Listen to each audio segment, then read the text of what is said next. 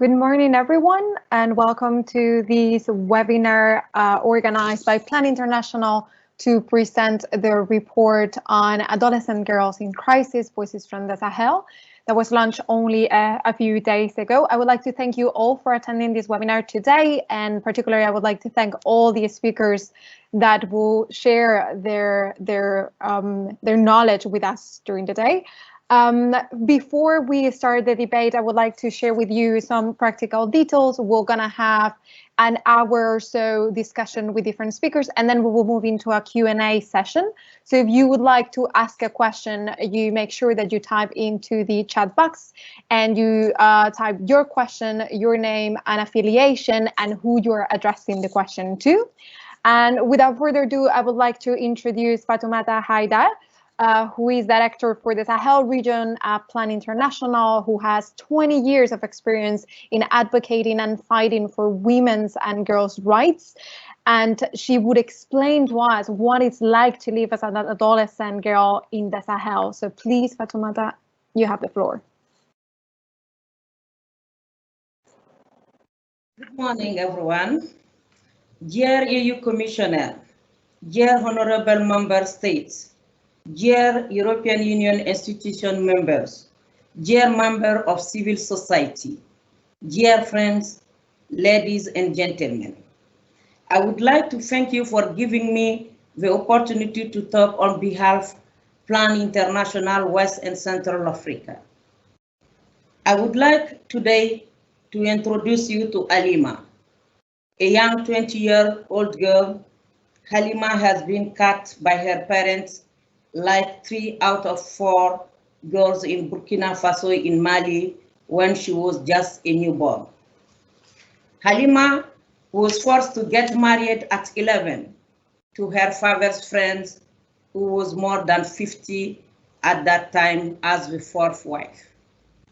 She had her first child at 13, who died at birth, and she went on to have 5 more children with deep pain while undergoing severe sexual and physical violence from her husband.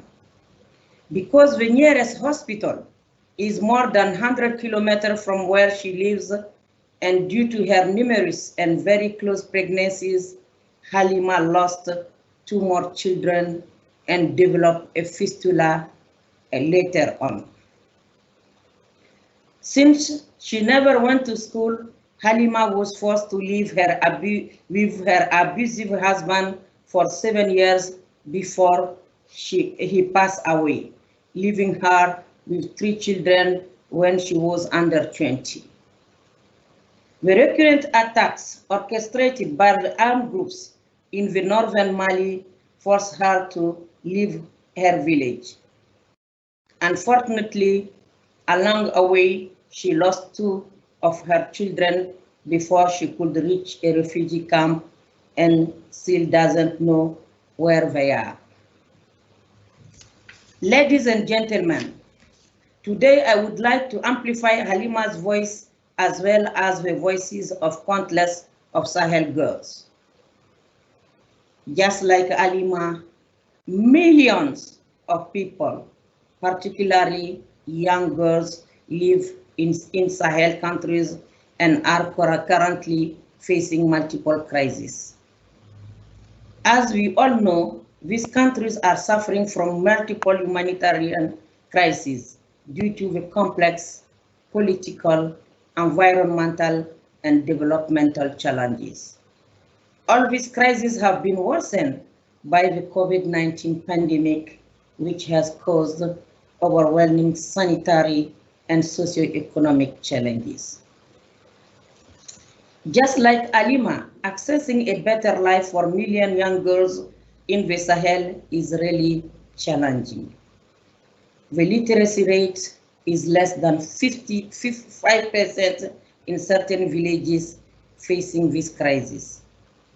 Essential institutions, such as schools and hospitals, are regularly looted and destroyed during attacks.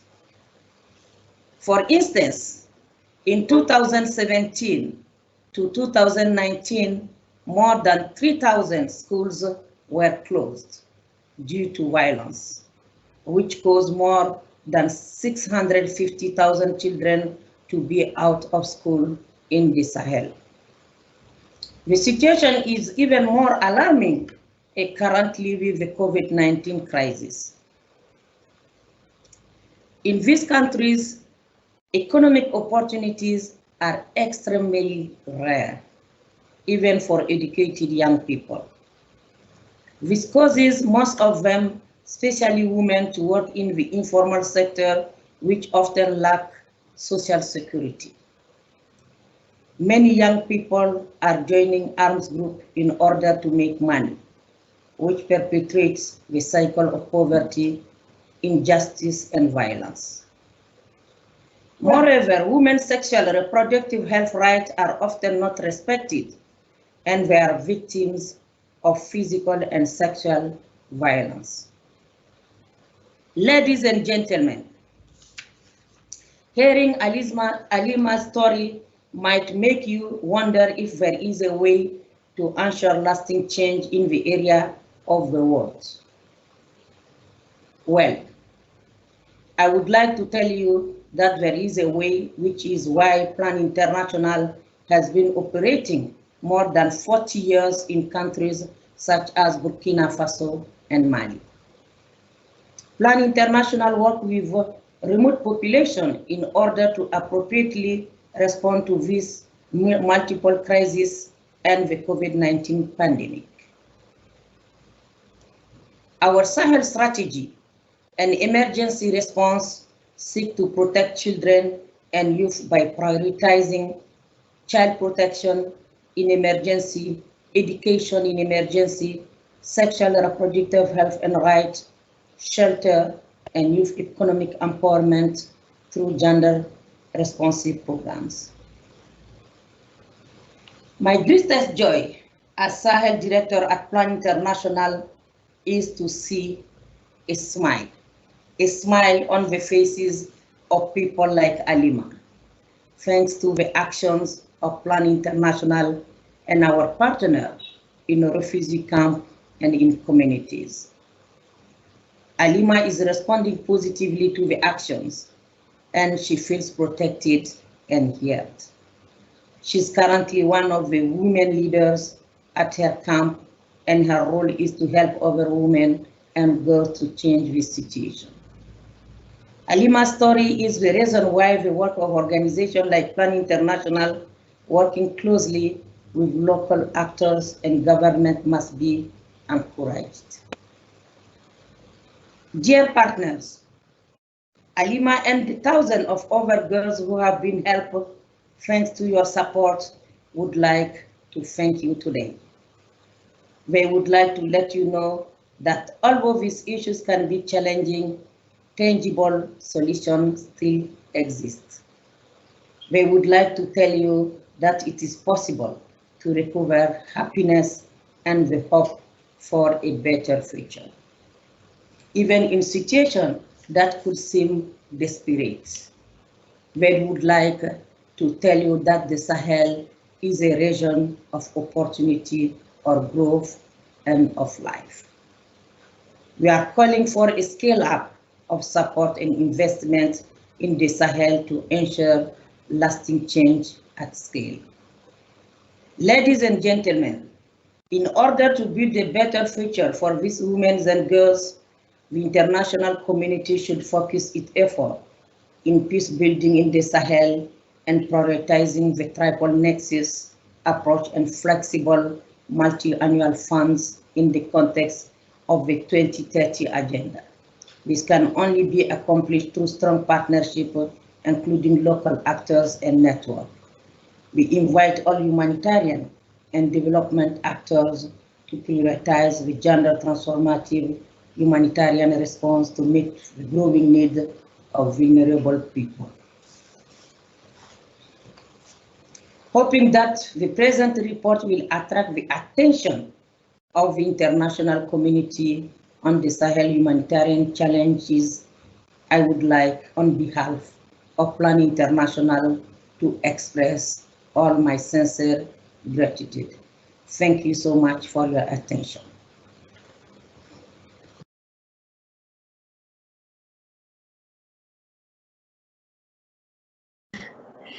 Thank you so much for your speech, Dr. Haidara. I think it's a very moving story, the ones that we hear about Alima, and we will be digging into how to transform these tragic stories into positive examples and how to encourage women. But before, I would like to move into the EU angle of this discussion today, welcoming Commissioner for Crisis Management, Janis Lenacic. And thank you so much, Commissioner, for making a little bit of time for this webinar, because we are aware of how these challenging times have been very busy for you as well. So please, you have the floor. Thank you very much, Mrs. Rios, and I wish to thank the Plan International for inviting me today.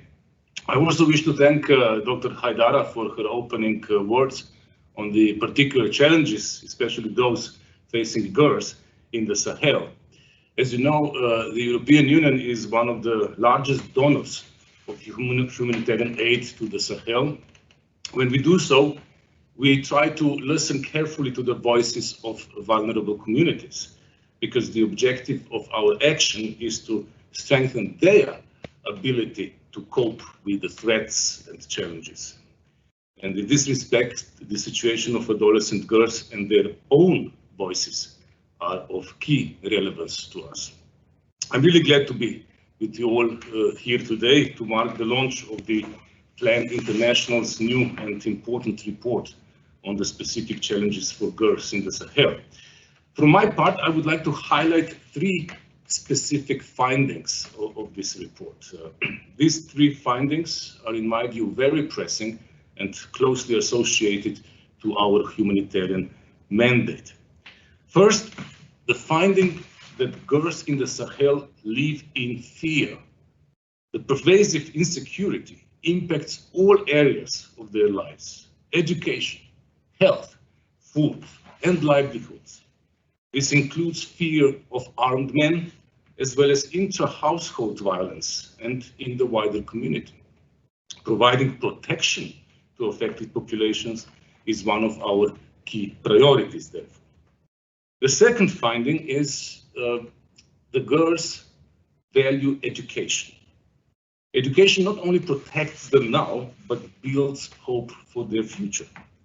Access to secure, protective, and quality education is at the center of EU efforts and commitments for education in emergencies.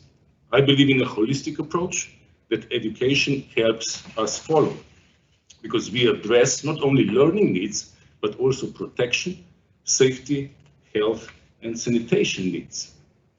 And the third finding that I would like to highlight is that the girls value sexual and reproductive health and access to psychosocial support. These are also priorities for the European Union. What today's report shows, yet again, is that humanitarian crises expose children, and particularly girls, to unspeakable physical and psychological suffering.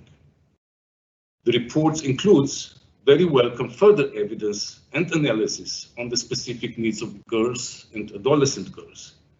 Understanding their gender and age-specific needs is important for us to formulate our responses. I would also like to commend the way how this report was prepared. I would like to salute its strong participatory approach in the process of its development, because I think it is essential to involve crisis-affected communities in our humanitarian action, because if they are involved, the aid will also be better adapted to their specific needs. Let me now link these findings to our activities in the region, and more specifically to education.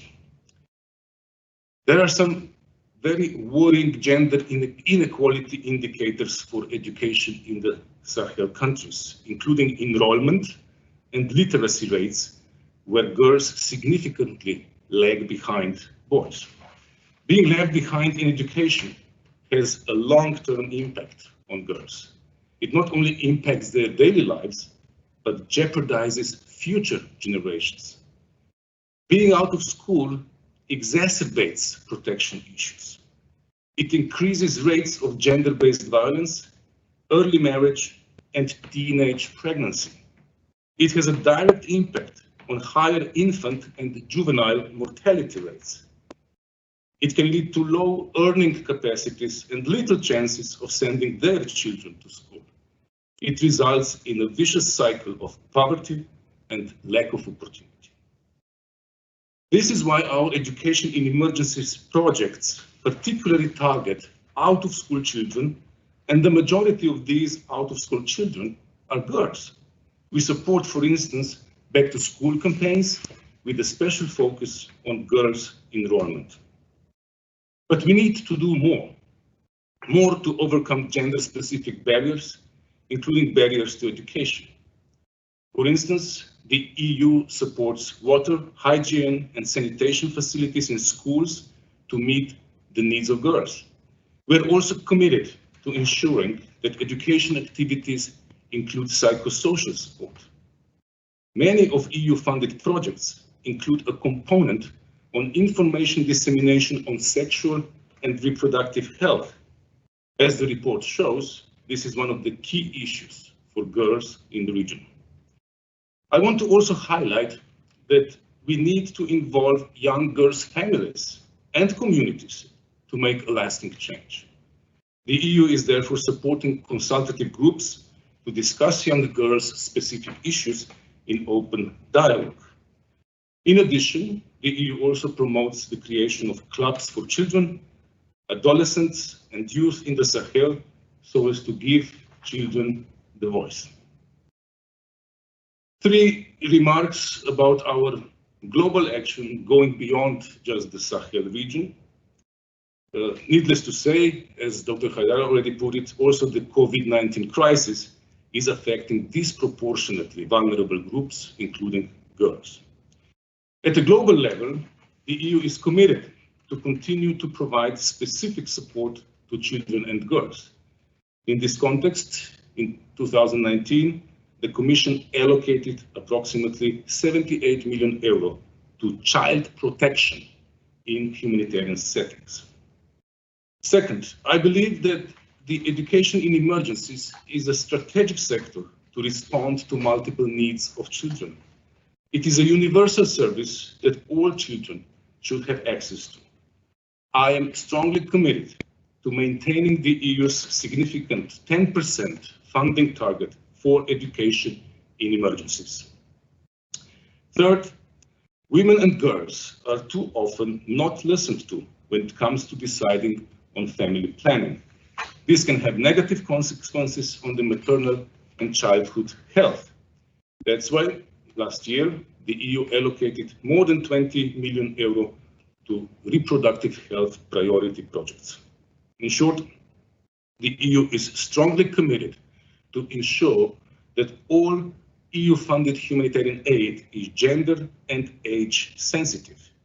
That's why we have relevant policies in place on gender and protection, but we also work with our own gender age marker to promote gender age mainstreaming. Looking ahead, the EU is intensively working on mainstreaming gender in both internal and external policies.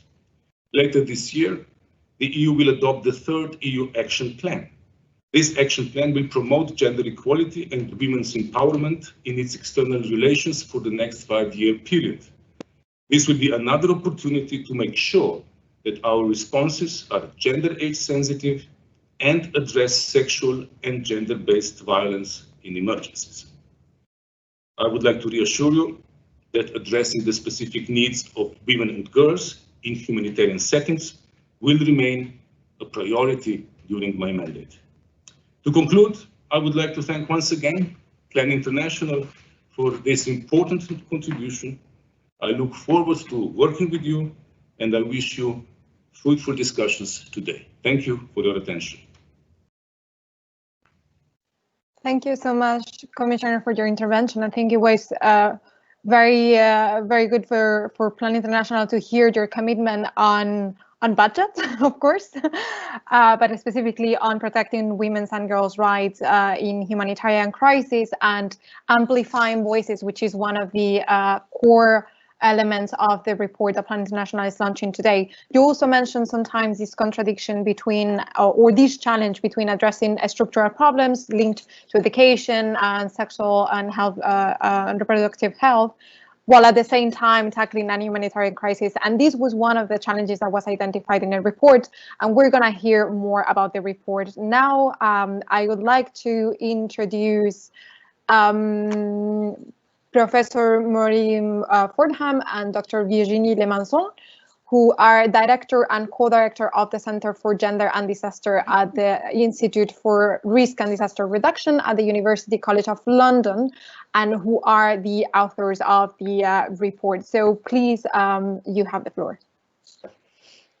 Thank you very much. And thank you for those initial words from the insights on Sahel from Fatoumata, and those important comments from the Commissioner. Thank you. So if I just say a very few words to begin with about the report and the research. Next slide, please. Which we carried out in Mali and Burkina Faso, and this was part of a series of projects that have taken place in a number of countries and regions around the world.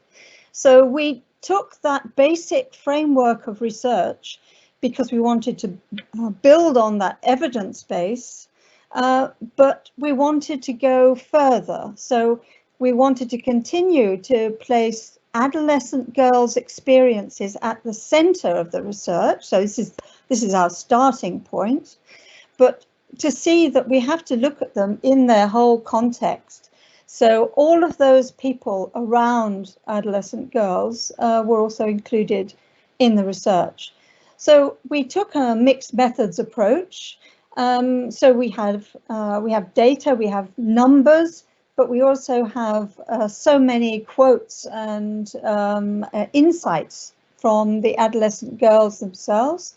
We spoke to 900 girls, and these were usually single-sex focus group discussions, but also more one-to-one face interviews. We also spoke with adolescent boys, so the girls' peer group, as well as their parents, their guardians, and importantly, trying to get a sense of how all of the people around the girls understood what the girls were raising as their key issues of concern. Next slide, please. So we called this our socio-ecological framework. So putting the adolescent girl within her complete context. And the key issues that you see on the left there, the top ones, insecurity and violence, education, health, participation, voice and presence. These we are discovering are common concerns across the studies that we are doing. But this research also really highlighted very strongly a number of other unmet basic needs, which my colleague Virginie Lemasson will talk about in a moment. And also importantly, work and livelihoods issues, which we tend not to think about when we think about girls, children and youth, but it became a very important concern. So within that context, the adolescent girl in their families, their peers, their communities and their societies, you can find the details in the report. I don't have time to go into it. But what we were seeking was, well, what are the enablers of change? How do we make a difference? We can identify the issues, but what do we do then? So we identified these pathways to resilience. There were a number, but these are the really key ones.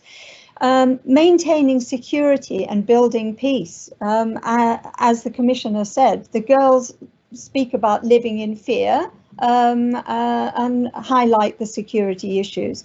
This is fundamental to moving forward.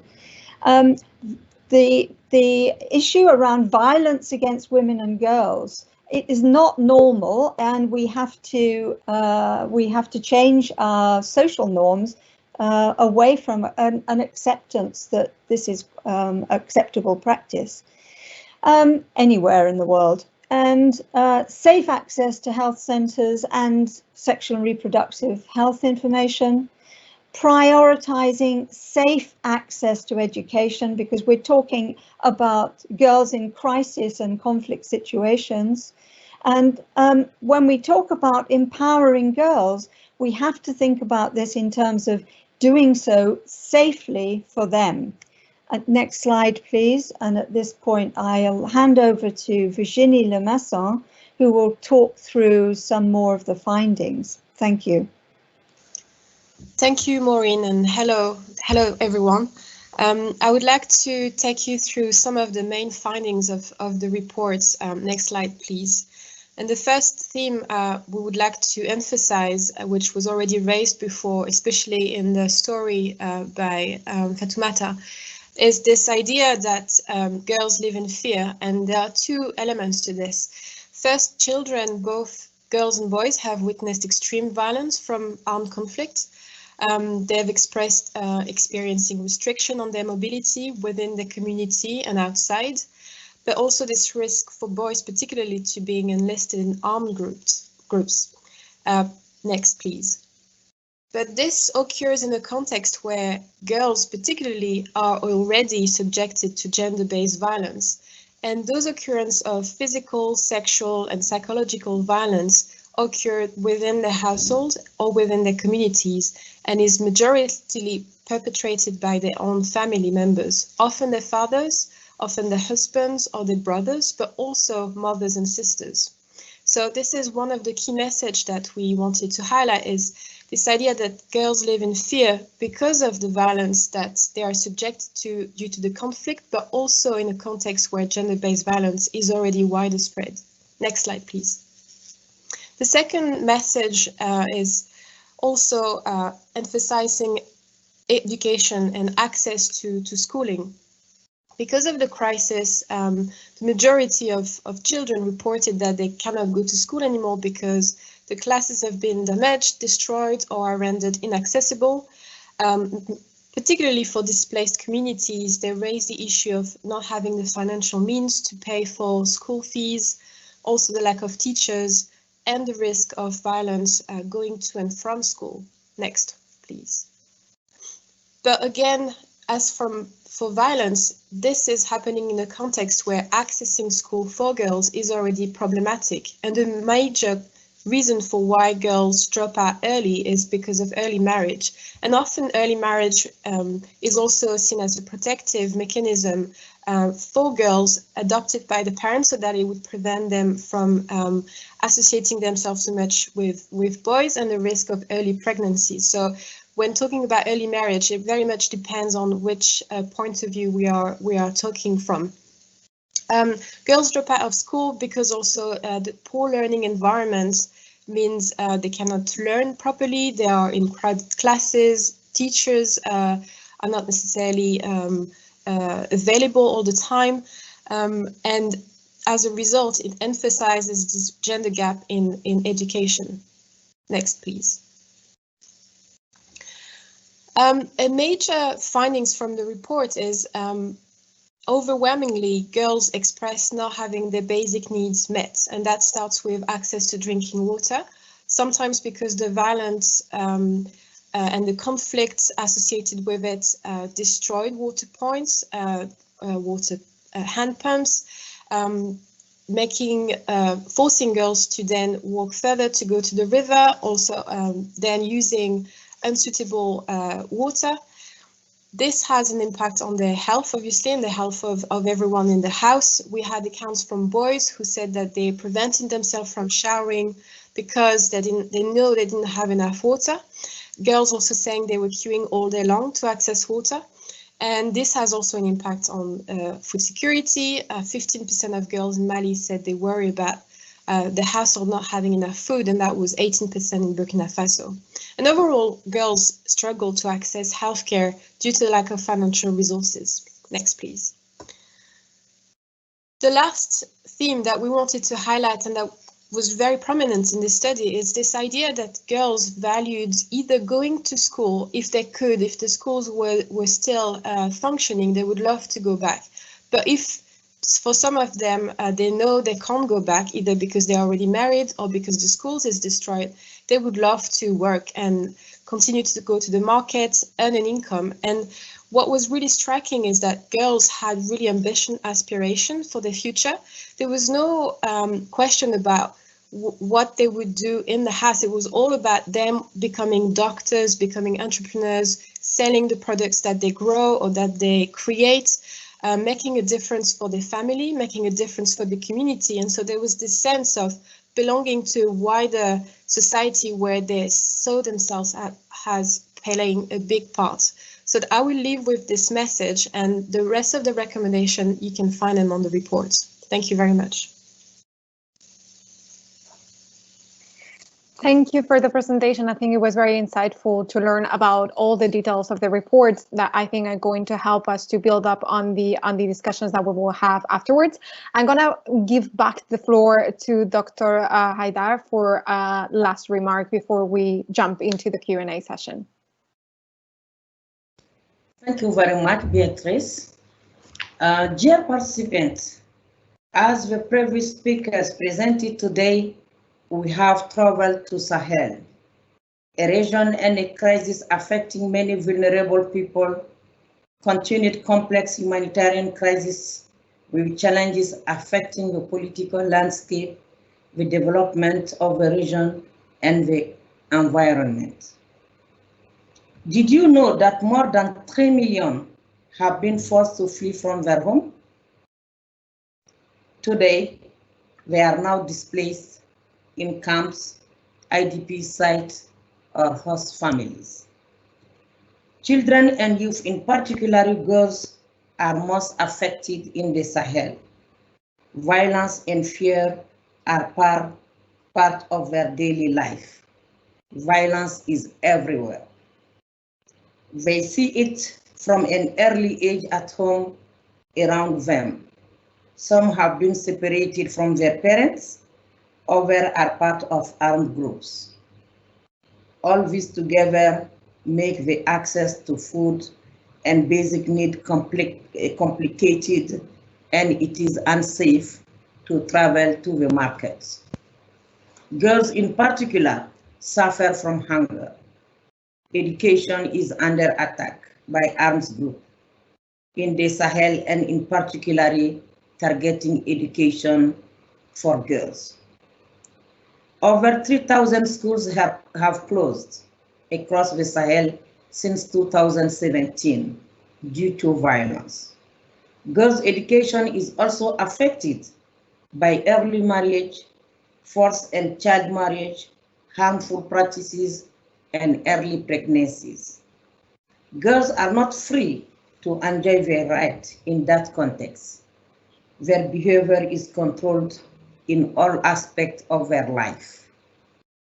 The honor of the family is based on their sexual behavior, and they need to carry out work. To be respected, girls need to be virgins. They live in fear of violence and are tightly controlled and need to stay at home all the time to remain safe and secure from armed groups. But staying at home can also lead to other challenges for girls. They face risk of gender-based violence with limited possibility to seek assistance, psychosocial support, and justice. To understand what happened in the Sahel, we need to see it from a holistic perspective. Everything is interlinked. Therefore, the conflict is affecting all aspects of children and girls' lives. At Plan International, we use a life cycle approach to address these challenges, including working against discrimination, gender-based violence, support education, and economic empowerment.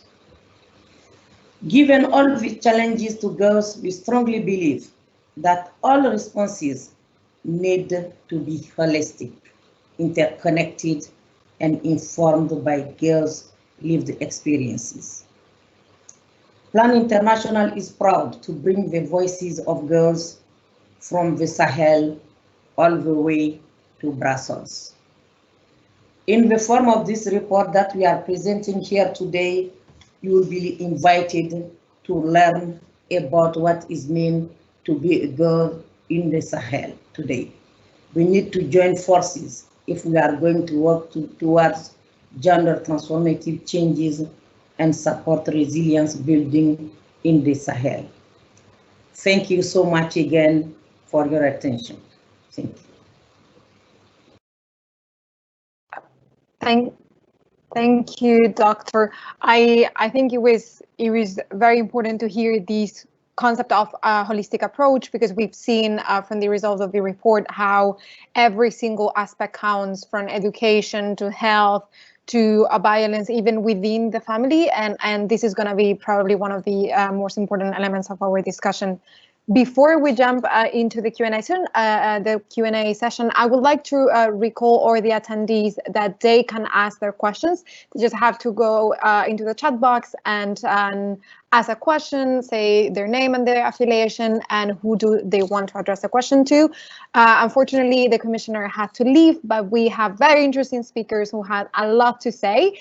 And I want to introduce actually another speaker for the Q&A session. It's Celia Cranfield, who is a senior advisor at BOYS, a network of humanitarian organizations. Please, you have the floor for a short remark before we go into the Q&A. Thank you, Beatrice. Good morning, everybody, and thank you to Plan and the Commissioner and all the previous speakers and the excellent work done on this report. Maybe just a few more words on the Voice Network for those who don't know us. So it's 88 European NGOs working on promoting principled and people-centered humanitarian aid here at EU level and with the member states, and promoting the role of NGOs within that. So some of our priorities are, can you hear me? Yes, okay, sorry, I got a notice. Some of our priorities are working on the long-term EU humanitarian aid funding, the Grand Bargain, which is an initiative around effectiveness and efficiency in the aid sector, and also most known, I think, for promoting the role of local actors. We also work on DRR resilience in the Nexus, and that's where I think we link in most strongly to this report and the work that Plan has been doing. And increasingly, we have different strands of work also on sanctions and restrictive measures and their impact on humanitarian assistance. So thanks again for the opportunity to comment and question here. My first response was a bit like women and girls. Gosh, we don't actually often talk about that from the Voice Secretariat's perspective. But the report is really excellent, and I think it throws down quite a challenge to the aid community and to people working in the Sahel on how and where and when we manage to put women, adolescents, and girls at the forefront of our response. And for us, our work around the resilience, so we've been working on the humanitarian development peace nexus, and we did a report on promoting NGO perspectives on this nexus, and this is really around promoting resilience. And one of the findings of that on key sort of barriers and enablers to this nexus approach was really putting people at the center. And I think this report really demonstrates how when you put a specific group at the center, some of the very basic principles about the nexus become very clear. We need to meet these girls' basic needs. But they also very much put forward their need for peace or sort of personal security in the broader sense, in order for the more ambitious part that the previous speakers were talking about of their lives to be realized. So the empowerment around livelihood and education, because the insecurity has very much reduced their access to opportunities in this area. So the peace part of the nexus has always been a little bit of the hardest part of the discussion around this approach. And in our report, we've called very much for both a bottom-up and a top-down top-down approach. And I think this report makes it very clear there is a need to engage with armed actors, to have peace at a more sort of international and regional and national level. But there needs to be complementarity with initiatives that are starting at the bottom up. And for girls, I think this is particularly important when we look in the broader sense of their personal sense of experiencing violence and the social norms and values that they have to contend with. And of course, the behavior of armed groups in relation to humanitarian law has a huge impact on girls and their experience of accessing education. There was the documentation of the destruction of education facilities. Our report also made clear that actually education seems to be an area where the nexus comes together very naturally. This need to bridge between education in emergencies and the longer term perspectives of children. And in this case, it points out particularly girls who have children or girls who are pregnant and their needs in this context. I wanted to make a bit the link to the current COVID crisis, because I think we've seen that girls and women are often at the forefront of response, at least in our communities here, but also really has an exacerbating effect on inequalities that they see, and their role, they really seem to be suffering the most. And so at the same time, we've seen that local actors who also have a very keen impact on the women and girls are under increased pressure, but need to be further empowered for our humanitarian response in this context of sort of reduced access and movement restrictions. So I really just, a question came to my mind, how ready we are as a community. Do we have the right instruments as donors and aid agencies to respond in this context, and really to unleash a bit the development potential that you see through these girls who, when they express their personal ambition, it's not just for themselves, it's for their communities around them. So for me, I see this as a key to recovery in this kind of more global context of the pandemic and the socio-economic impact that it is having and will continue to have. So looking forward, I think we heard from the Commissioner one of the opportunities that will be in this new gender action plan to really strengthen how we see gender and age through that in emergency contexts. I see another opportunity, which is really around the additional 5 billion that we might get through this multi-annual financial framework, which is meant to be a recovery fund, which will be short term, but how can we really think about, well, medium term, let's say, how can we really think about using that to strengthen resilience, and what role might NGOs have in that? Because what we've seen in the global disbursement of funds around COVID has been very UN-centered often, not necessarily at UN level, but NGOs are still those who are continuing to deliver aid most and might have the most impact in terms of strengthening resilience. So there is an extra 5 billion coming down the line, potentially at EU level, for humanitarian aid. It's meant to be as part of a recovery fund, and how can we really use that in an additional way to confront some of these issues that are highlighted in the report. So thanks again for the opportunity to speak today, and thanks for the report. I think, Cecilia, you have highlighted some of the questions that I would definitely have to answer today. And I think it's going to be interesting if, when all the new speakers have spoken already, we can address actually those questions that you were posing, which I think are interesting. You know, on the one hand, whether humanitarian organizations were ready to face such an enormous crisis with all the difficulties that were attached to the way it has to be dealt with.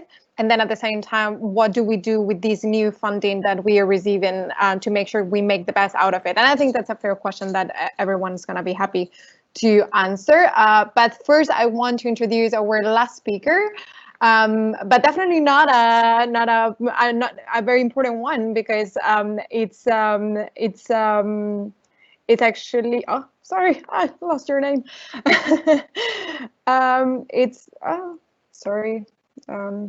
It's Serap Al-Tinisic, who is actually the head of the Plan International EU office in Brussels. So please, sorry for this problem of the live streaming, and you have the floor. Thank you very much. I think I just want to make a statement with regards to how Plan International believes strongly we will see change happening in humanitarian settings, but also overall to achieve peace and have a sustainable international cooperation interventions, which will be led by the communities. So we always say to create real long-lasting change, and in particular today the Sahel region is at our focus, but also other protected crises, is of key importance in that sense that we have to embrace a gender transformative approach to address the root causes of gender equality and exclusion, and reshape unequal gender and power relations between all children, young people and adults, regardless of their sex and gender. And we all agree, hopefully, that no one wants to leave behind anyone. And I think we should start by the majority of people, so to say, who could contribute to a different world, who are mainly left behind are girls, adolescent girls and young women and women. So therefore, I would like later to hear again from you, Fatim. Thanks so much also for bringing the voices of the girls of Sahel to the EU space, knowing also that yourself are from Mali. I would like you to maybe later share with the EU what you think should be the priority for the EU to integrate into its policies and practices based on the learnings of today's conversations, but also from the lived experience you see daily in the West Africa and Central Africa. And on the other hand, we heard already what the EU is prioritizing, but we would also like to know how they and the EU believe you can best be supported and be guided by girls, adolescent girls and young women in the region to go forward. Thank you all very much.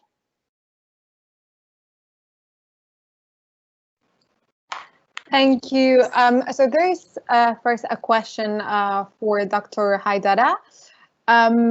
From your experience and presence in other countries in the Sahel region, how similar are experience of girls in other Sahel countries in your opinion?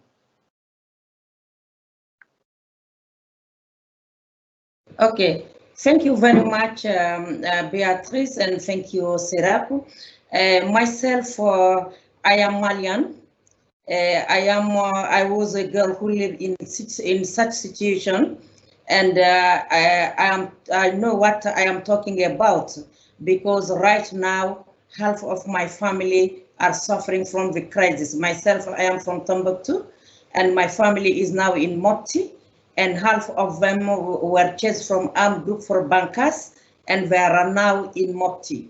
And I can say, within the Sahel countries, if you say take Burkina, Mali, Niger, girls are living with similar problems and issues linked to gender-based violence, linked to lack of education, linked to also talking about sexual and reproductive health, as I said.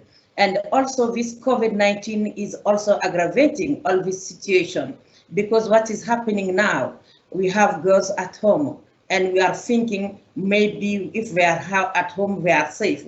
But at home also, they are facing more problems because they have violence also at home. And they are the one who are carrying all the work also at home and suffering also from all these problems. And as you know, what is happening also from this now, having them home, what is happening more of the time is having early marriage, because if they are not going to school, education is very, very, very important for them. Not only to be educated, not having their future, and also to avoid these early marriages and child marriages and pregnancies. This is now the situation, and they are similar in Burkina Faso, in Mali, in Niger, in most of the Sahel countries, because even now, right now when I'm talking with you, I know some of my family, my sisters and brothers are in the same situation now. Enrolling even boys is not easy. You can talk about the girls. In terms of what I wanted again to honestly say and prioritize for the international communities we need to focus our efforts in peace building in the Sahel. This is very, very, very important today, because everything we are talking, because we have a very big and multi-dimensional, complicated, complex humanitarian context. And if you have not peace there, everything will be difficult in the Sahel. This is why we need to prioritize the triple nexus approach, having multi-flexible funds. Because now in the Sahel, we are talking about, youth challenge fund, having very flexible fund for young people to help them. Because everything what you will do, if you are not involving the youth themselves, you are not doing for them. You need to put them from the beginning to the implementation and the monitoring, because they need to be involved and drive their own future, which is very important for us. And the second one also, we need to invite all the humanitarian and development actors to prioritize the gender transformative humanitarian response to meet the growing needs of the vulnerable people, and especially the girls. Because if we didn't touch it, we didn't touch the root causes of this crisis, we never will address it. This is why we need to have the gender transformative humanitarian responses, and also not take them in silo. Everything is interlinked and interconnected in these responses. Let us have it holistically. Thank you very much. Thank you, Dr. Haidar. There is a question also for Marine and Virginie regarding the research, and we have a question looking at whether you had the opportunity to listen to boys' voices and families' relatives' voices and see how they perceive the situation of girls in the Sahel.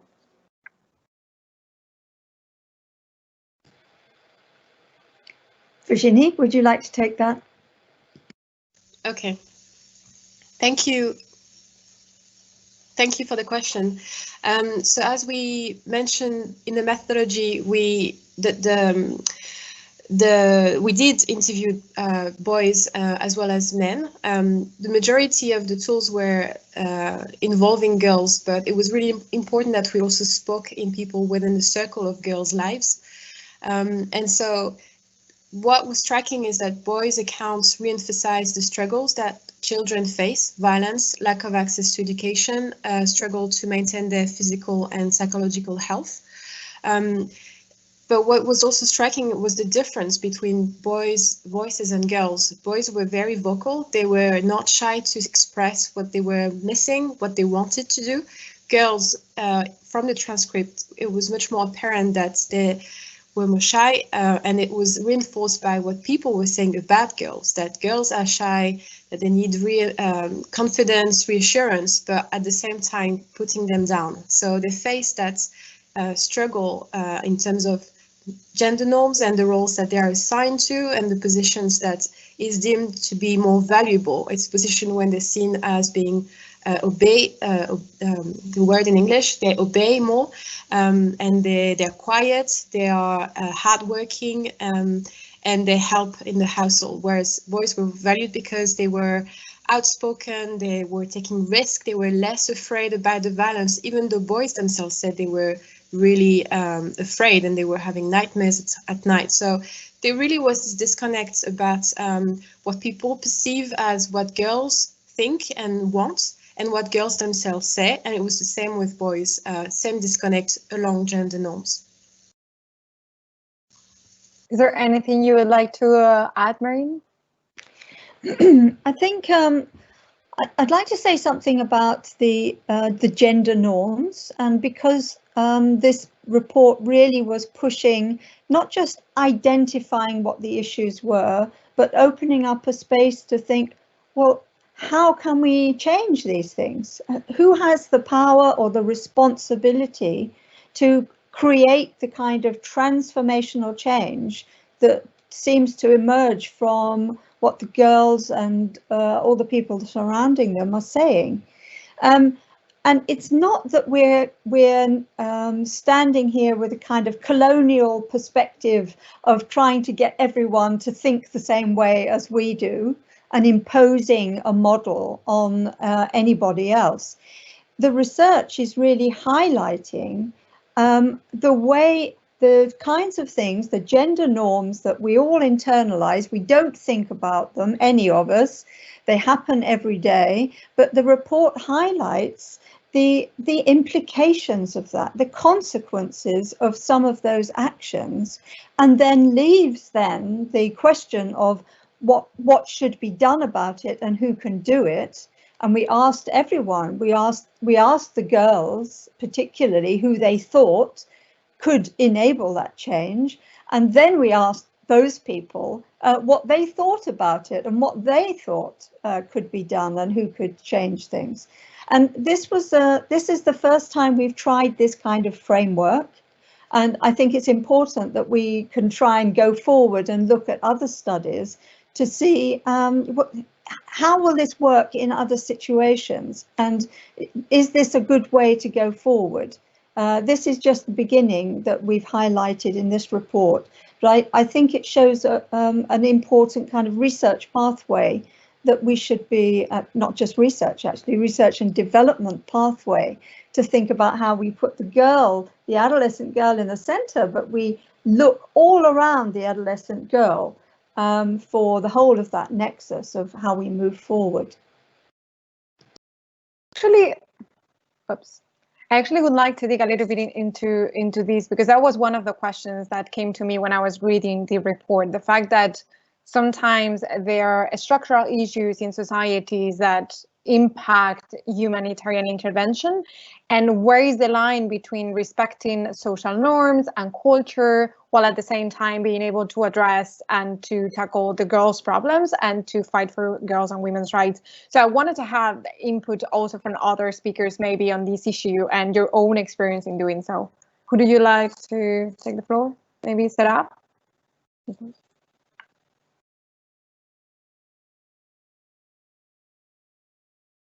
I think, can you please repeat the question again exactly? So the question is, how do you make sure that you address girls' issues and girls' problems and you fight for their rights, while at the same time you're in a context where there is social and cultural norms that are affecting those rights? So how do you cope with that context? I think Maureen already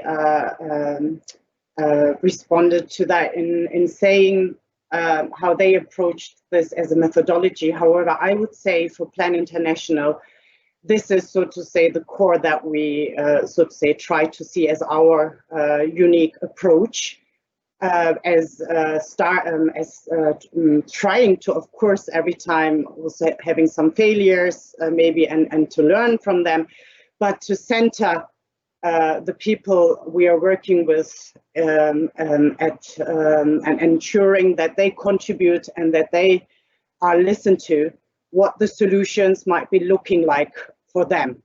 So that is the general approach. And of course, social norms across the world are existing, which are putting girls, young women and adolescent girls in some corsets where they, so to say, experience or oppression or discrimination differently. So we try to include, so to say, in our programs, boys, the families, the carers, also if it comes to education, of course, to raise conscious and work also with the teachers via different tools that we create and develop, where we also, again, try to ensure that girls, and in particular then adolescent girls, have contributed to those tools, and with their counterparts then the adolescent boys as well. I think our colleague from the Sahel region, you could even, I think, give examples what kind of programs we are running. I, for example, know definitely the Champions of Change modules that we are, so to say, using across crisis emergency settings and as a nexus tool. We have more questions coming up.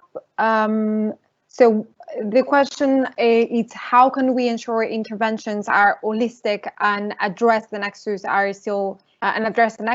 are still impactful and don't suffer from being too broad? So these questions about structural issues in the context of a crisis. Who would like to take the floor for that one? Maybe Dr. Haidara?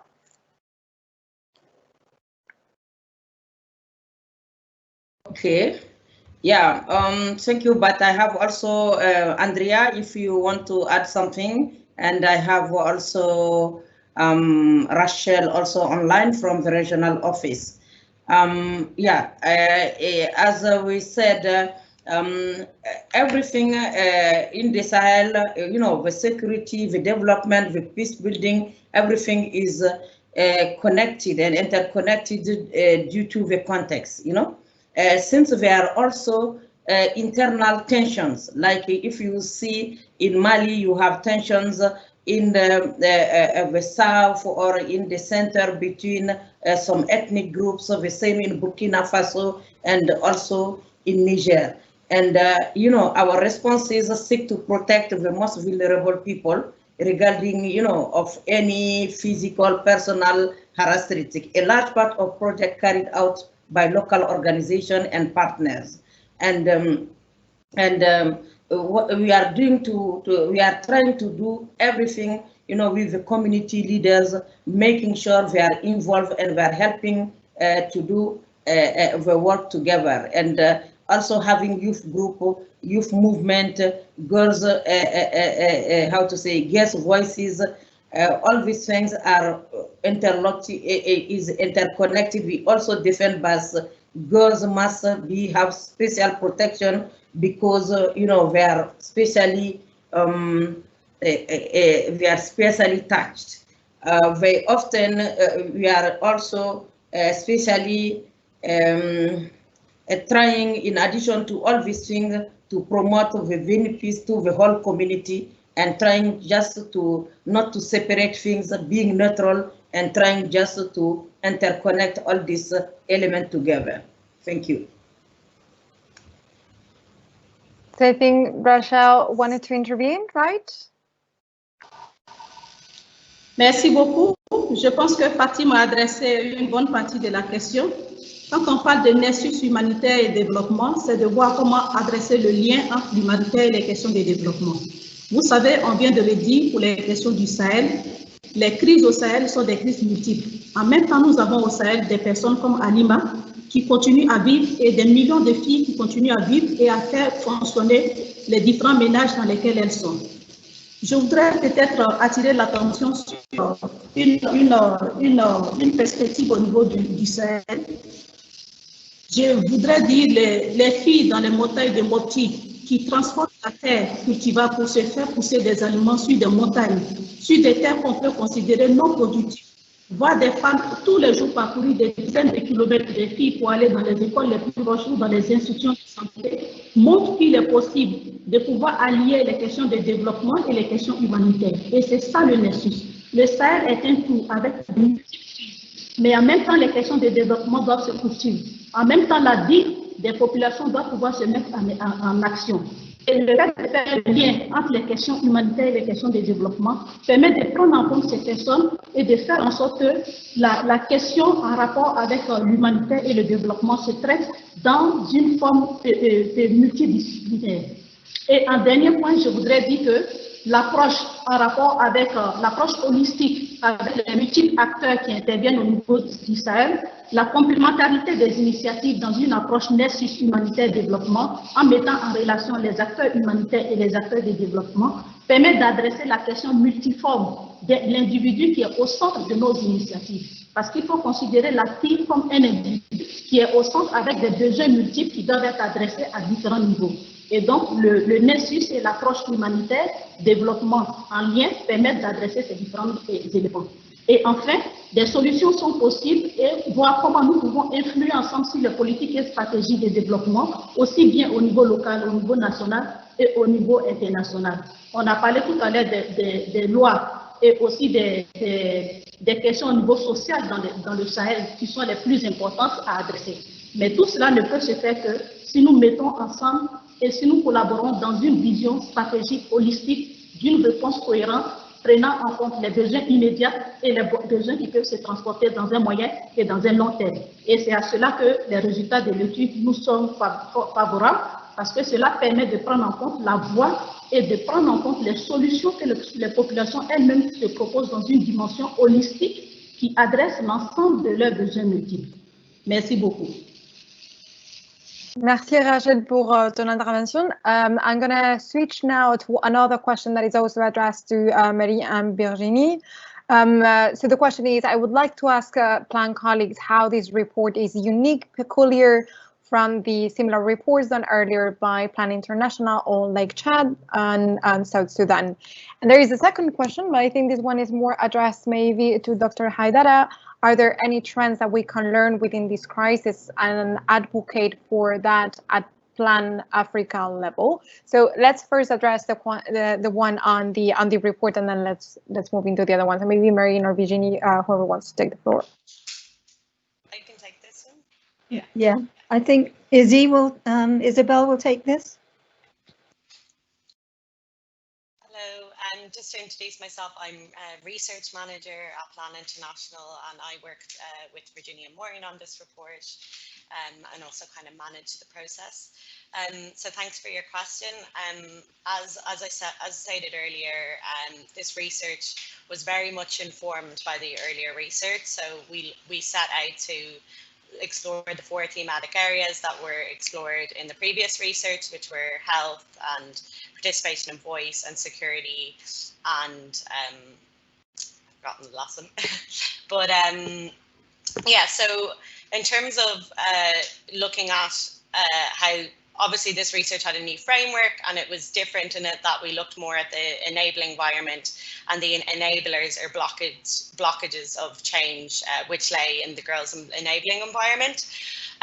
But this research, in terms of it's being all past research, we look at in crisis areas, we're used to inform an adolescent girls in crisis programming toolkit.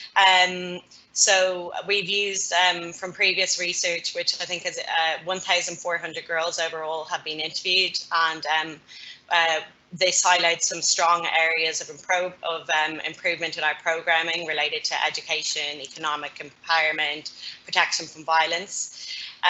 So we've used that to inform programming, and this is very much going to be the case with the new Sahel research.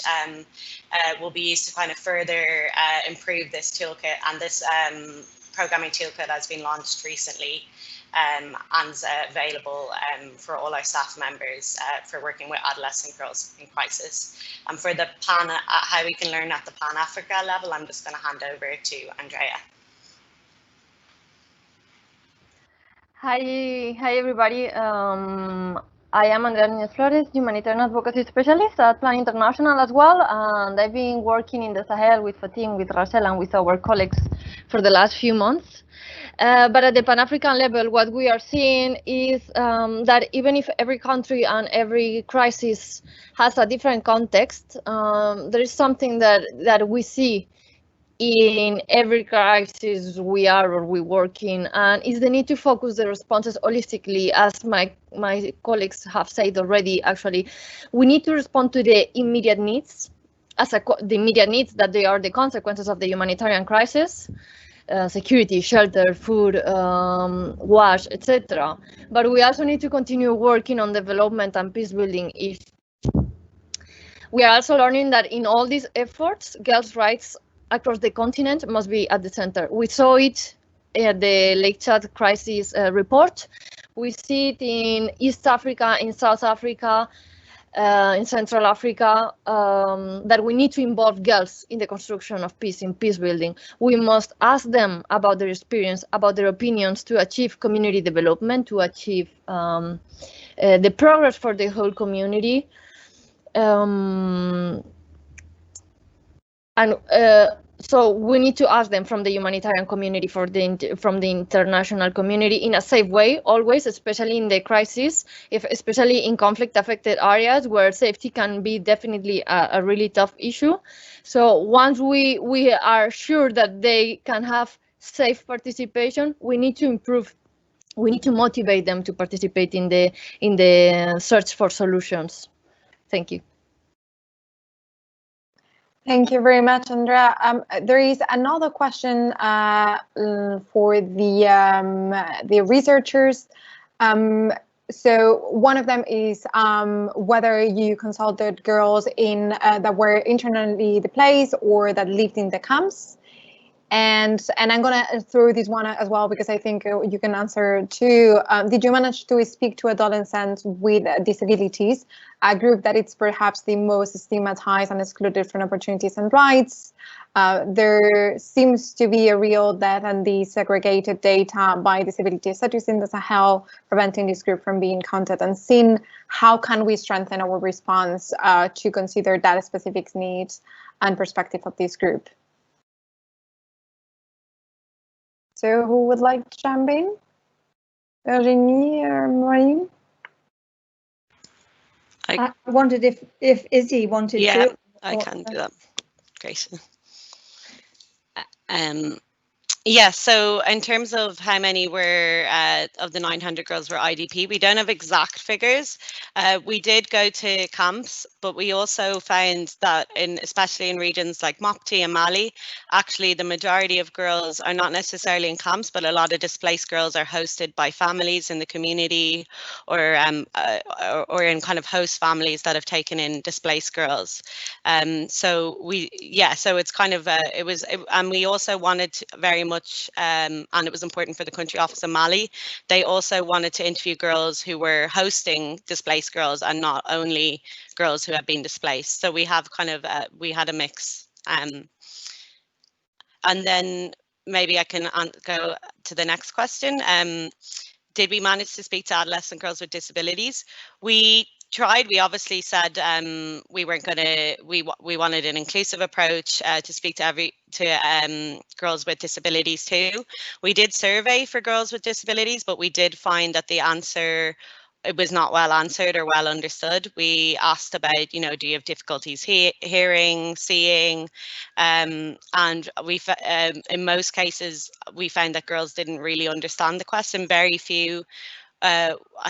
Very small numbers said they had a disability, but a lot of people understood it to just having difficulties in their life in general. So, people would answer maybe, oh yes, I have difficulties finding food, rather than seeing it as a disability related question. So I think, yeah, in future research, we need to kind of strengthen how we ask that. Obviously, there's the Washington short set of questions, which are particularly useful for kind of finding girls with disabilities, but they also are very time consuming. There's a lot of questions, so it's kind of finding that balance of trying to find girls with disability and being able to, for them being able to understand the question, but also we obviously had a short time frame to be in the field also, and since it wasn't disability focused research, we didn't think it would. We had to strike a balance between asking those questions with also the time frame we had. I don't know if Virginia and Maureen wanted to add anything. No. So I wanted to go back to something that Celia said before about the difficulties that organizations have been facing when working in the humanitarian field during this crisis. And I wanted to ask you what has been the experience of the organizations that are part of Voice, how they have been coping with this situation, and in particular what you mentioned about girls and women being in the front line and being particularly affected by this crisis.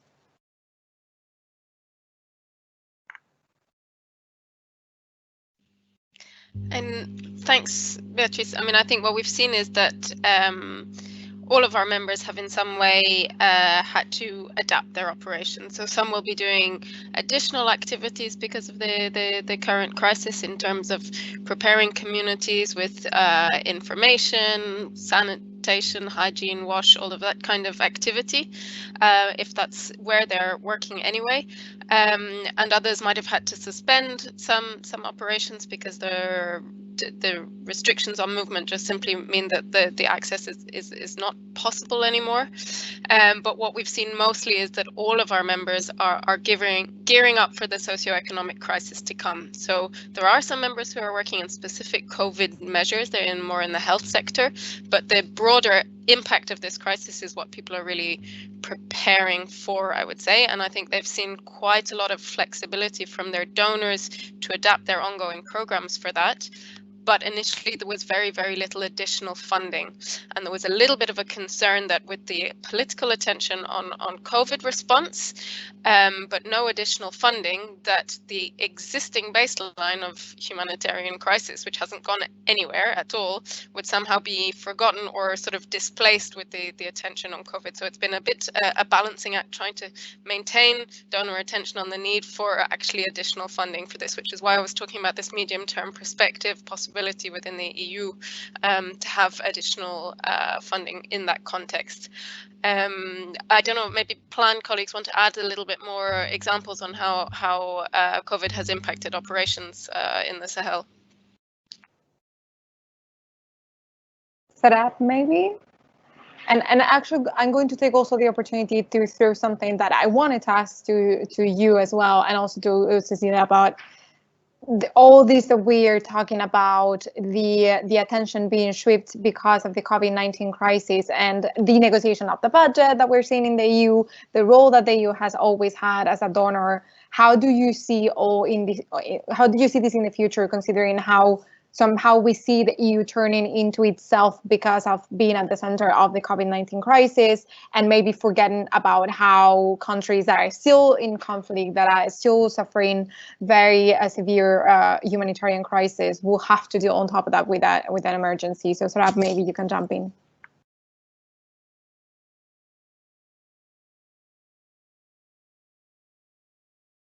Sorry, sorry, my mouse is not moving, the click, sorry for that. Yeah, program response in COVID.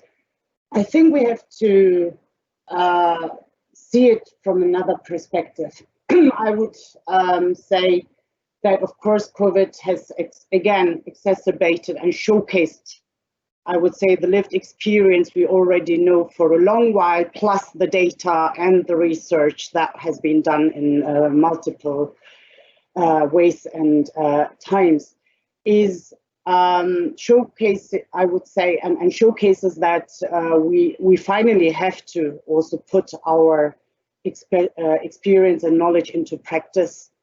If we don't want to find ourselves again and again in crisis or emergency situations where we again say the same sentences and words, that it showcases that it's exacerbating the already existing inequalities, and in particular how girls, adolescent girls and young women are, so to say, not integrated, not listened to, and don't play a role, even though they know best how the solutions could look like. So therefore, I would say also the EU and we all together, local responders who do a fantastic job, I think we all have to admit and acknowledge and appreciate. And also other agencies being in those regions for decades, that we have no other choice, because otherwise we are not walking our position papers, not living our researches, not living our resolutions by not factually also practicing in putting the people in the communities at the forefront, in trusting in their expertise, thought leadership, and also knowing that they don't know more or less than we do in the north. That we together can partner really on equal footing. And this also will lead to the fact that we will showcase in practice that if we center girls, adolescent girls and young women, so to say, at the center, that the solutions will look differently and we will see change happening. And also because I think it's a very complex region, Sahel, the Sahel region, but also I would say speaking to a similar crisis happening in other regions. I think we also know now, research is existing as well. If you ensure that women are contributing and playing a vital role in building up peace, yeah, because I think we all agree that the girls and young women fear most, so to say, the violence that is existing because of having no peace and armed groups fighting each other and, so to say, oppressing their own communities. I think that is a very good point where we can always showcase that where women participated, peace is lasting longer. And if we really wish not to become agencies forever staying in these regions to survive ourselves, but really believe in that communities know best, and if there is peace, there is also justice, I think we will have the best responses, and they will remember all the partners, donors, who were enabling and understanding that only on equal footing these can be done. Also politically, those regions will with greater trust collaborate with the donors and funders and the regions who accepted that they know best and accepted that they can lead as much as we believe we could do so. Thank you very much. That was very powerful, Sarah. I would like to give the floor now to Dr. Haidara, because she wanted to add something as well, and ask her what it's going to be our last question today. See here, that it'll be tricky to organize these things virtually. So here, there is a question about the story of Halima by Claudia from Plan International Germany. She wanted to know how Halima became an activist and a female leader. She wants to hear a little bit about her story and give an example of how she committed to help her community. So Dr. Haidara, if you can jump in. Thank you very much, Beatrice. In the story of Halima, you know, when you hear it from the beginning, it's difficult to hear and to listen, but at the end, you can understand that you can have hope. And today, why Halima is an activist? Because Halima is educating, encouraging, and motivating the other women in the camps. They have a group of women together.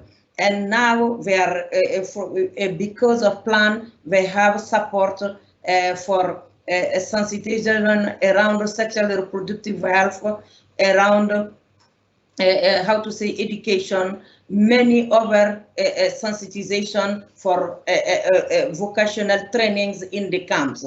And Halima, within her experience, as I said, Halima, you know, Halima was cut when she was very young, when she was born, and she was married at 11. She had her first child at 13, and she had after 5 children, and the husband passed away after 7 years, and Halima was alone. And when we had a problem in the northern of Mali, from where I'm coming, Halima has now to run away from these places.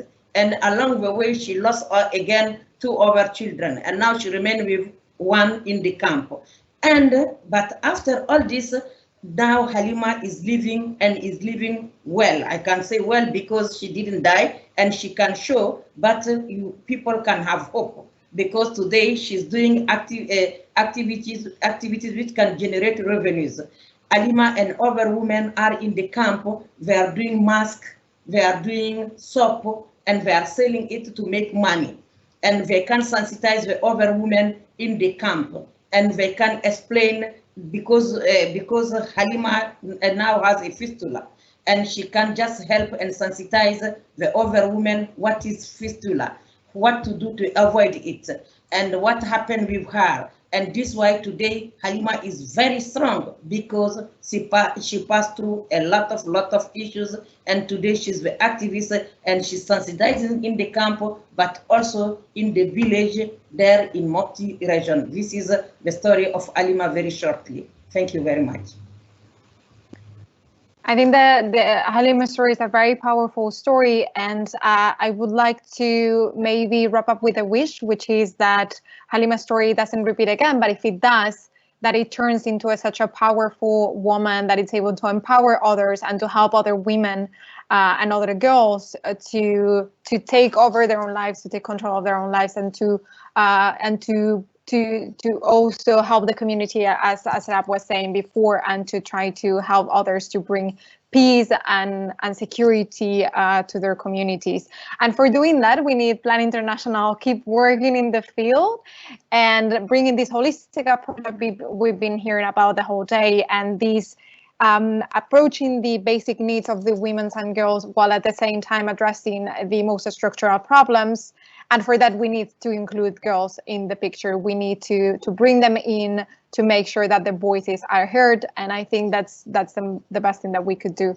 Thank you so much to all the speakers for the very insightful presentations, for the reflections, and for all the moving stories that they've been sharing all day. And thank you so much for all the attendees for being part of this discussion today, for throwing all your questions, and for listened. And I'm sure that bringing this back home and making sure that that you support this work in the future. So thank you so much. It's been a pleasure hosting this today. Have a lovely day, everyone. Thank you. Thank you very much. Thank you.